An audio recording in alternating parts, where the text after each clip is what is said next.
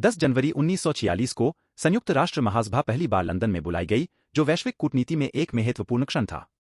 हालांकि इस उद्घाटन सत्र में भारत का प्रतिनिधित्व नहीं था, लेकिन विधानसभा की स्थापना ने द्वितीय विश्व युद्ध के बाद अंतर्राष्ट्रीय सहयोग की दिशा में एक महत्वपूर्ण कदम का संकेत दिया। इसने बहुपक्षीय वार्ता के लिए आधार तैयार किया, जिसका लक्ष्य संघर्षों को रोकना, शांति को बढ़ावा देना और राष्ट्रों के बीच सहयोग को बढ़ावा देना है। भारत बाद में वैश्विक सद्भाव और विकास को बनाए रखने के अपने उद्देश्यों में सक्रिय योगदान देते हुए संयुक्त राष्ट्र का सदस्य बन गया। प्रतिवर्ष 10 जनवरी को मनाया जाने वाला विश्व हिंदी दिवस हिंदी भाषा के वैश्विक महत्व का सम्मान करता है। यह दिन गोस्वामी तुलसीदास की जयंती के रूप में मनाया जाता है और इसका उद्देश्य दुनिया भर में हिंदी को बढ़ावा देना है। सम्मेलनों, संगोष्ठियों और सांस्कृतिक कार्यक्रमों के माध्यम से यह हिंदी की समृद्धि के प्रति जागरूकता और गौरव बढ़ाता है। यह हिंदी के महत्व को स्वीकार करने, वैश्विक भाषाई परिदृश्य में इसकी अनूठी भूमिका के लिए समर्थन और मान्यता को बढ़ावा देने का एक मंच है। राष्ट्र संघ एक अंतरसरकारी संगठन था जिसकी स्थापना प्रथम विश्व युद्ध के बाद 10 जनवरी 1920 को हुई थी। इसका उद्देश्य अंतर्राष्ट्रीय सहयोग को बढ़ावा देना, भविष्य के संघर्षों को रोकना और विश्व शांति बनाए रखना था।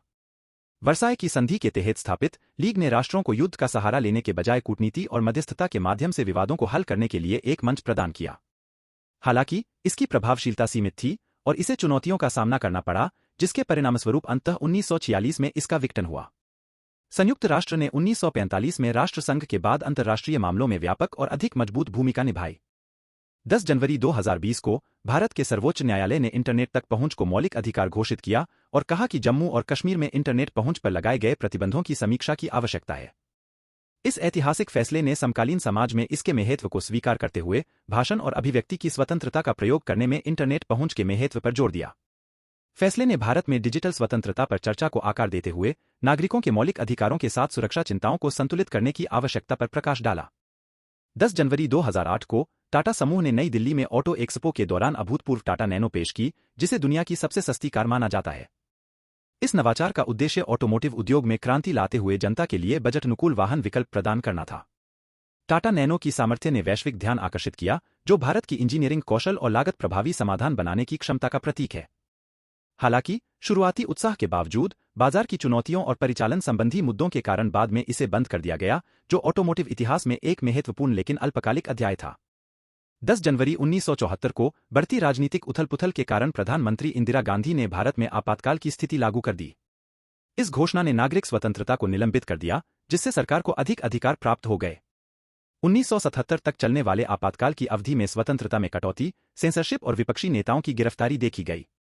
राजनीतिक अशांति के बीच गांधी के फैसले ने भारतीय इतिहास में एक विवादास्पद दौर को चिह्नित किया, जिसने राज्य शक्ति और व्यक्तिगत अधिकारों के बीच संतुलन के बारे में बहस छेड़ दी।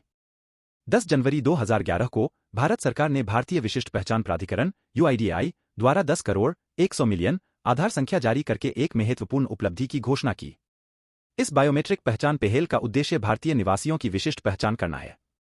इस मील के पत्थर ने आधार को तेजी से अपनाने और सरकारी सेवाओं, सब्सिडी और वित्तीय समावेशन में इसकी बढ़ती भूमिका पर प्रकाश डाला।